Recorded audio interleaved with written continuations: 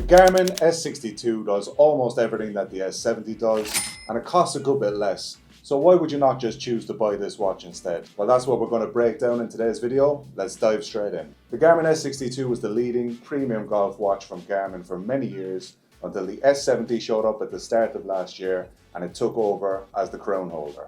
With that being said, the S62 does almost everything that the S70 does, and if you're not familiar with Garmin products, let's run through exactly what it does right. So it's got 42,000 courses worldwide, and they're going to load up via the satellites in 15 to 30 seconds when you arrive at the course. I've never seen a golf course that's not been listed on the Garmin Golf Watch. So when you get onto the course, it's going to give you distances to the front, middle and the back of the green, and the theory is that you know how far you hit each club. So when you know how far away the middle of the green is, you just select the right club and you hit the perfect shot for that distance. It's also going to show you the distances for various different layup options and the distances to various hazards that are located on the course.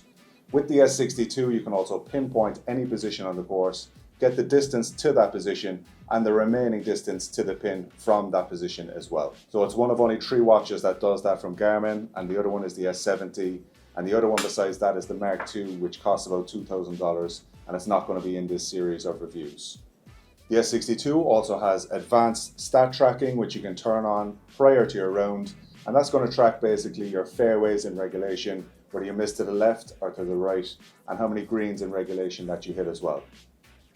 The S62 also has a club prompt feature, so when you hit the ball, it's going to ask you which club you hit, and then it's going to go to the distance where you take your next shot, and then it's going to plot that out nicely on a map. So you can go onto the Garmin Golf app after you finish your round and see where all your shots went on the hole. So you can relive your best moments and you can see where your game needs to improve as well at the same time. Another handy feature of the S62 is that it has the heart rate monitor, and it was the first Garmin Golf watch to have that. Very handy for your fitness, so it's going to count your steps and your heart rate throughout your rounds, and you can wear this watch all the time. So you can wear it in the gym and for your fitness as well. The fitness features aren't going to be as good as the S70, but still very, very competitive. And continuing our comparison between the S62 and the S70, they are very, very close. So the S70 has the new AMOLED screen, which is a lot more bright and a lot more easy to see. When I picked up the S62 for the first time, it did look quite dark. And when I went into the settings to increase the brightness, I got a warning that it's going to run down the battery life. So the battery life is a lot better on the S70, although I gave this a 75% charge and I've played 2 rounds with it already, and it still has like 22% battery left. So the S70 has an awesome battery life. The S62 has a very good battery life.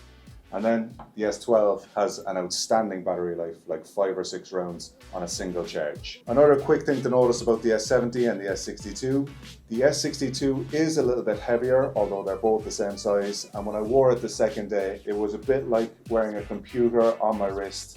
And maybe, it could distract you from your swing a little bit. It's a little bit heavier than the S70. The S70 also has the wraparound bands, while the S60 is more straight.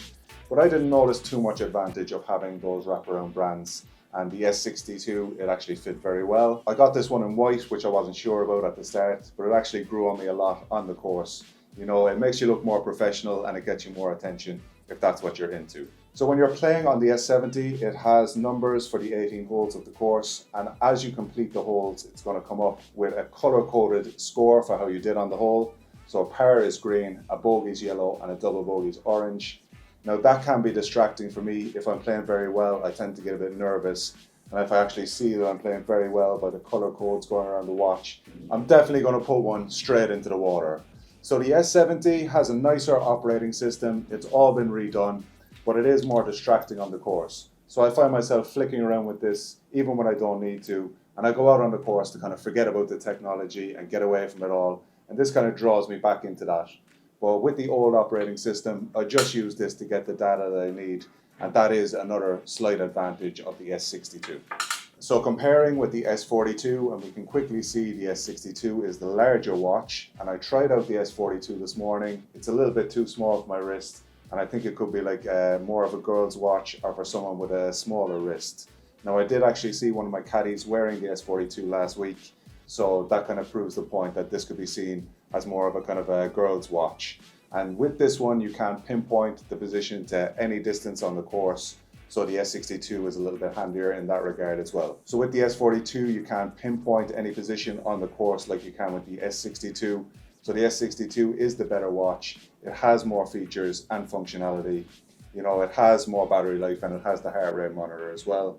So the S62 I think is just all around better than the S42. Compared with the S12, and the S12 was my favorite watch for a long time. This one is fast and effective. It's got no color touchscreen. It's operated by 2 buttons either side. And it's just, you get the distance to the front, middle and the back of the green, the layup and the hazards quite quickly by just flicking through. And then, you know, there's no bells and whistles with this one. It's just fast, cheap and effective. Whereas you get more functionality with this one, but it comes at the cost of getting distracted. It's slower, it's clunkier, but for the richer data that you get from the advanced stat tracking and the club prompts, I think the S62 is a better bet than the S12. So overall, who should buy the S62? And if you can get this gently used, or if you can get it on sale for like half the price of the S70, you know, the S62 probably is a better bet. If they were both the same price, I'd say nearly everybody should go for the S70. But if you are a bargain hunter, then the S62 is still right up there. And if I gave the S70 100%, I give the S62 like 95%.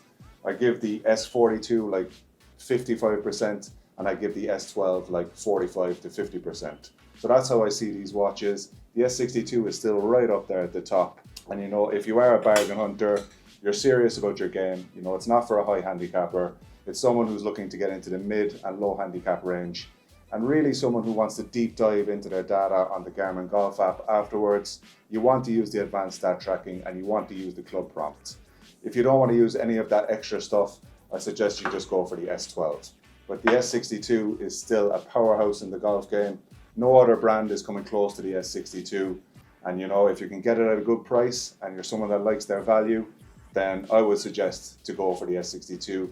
You won't regret it, especially once you go into all the data that you get on the watch, you know, in the Garmin Golf app after you finish your rounds. All your rounds are going to build up over the years, and you're going to go back and look at a round you played like 4 or 5 years ago and say, oh yeah, remember how I birdied that hole, you know, I hit my drive 250 over the bunker on the right.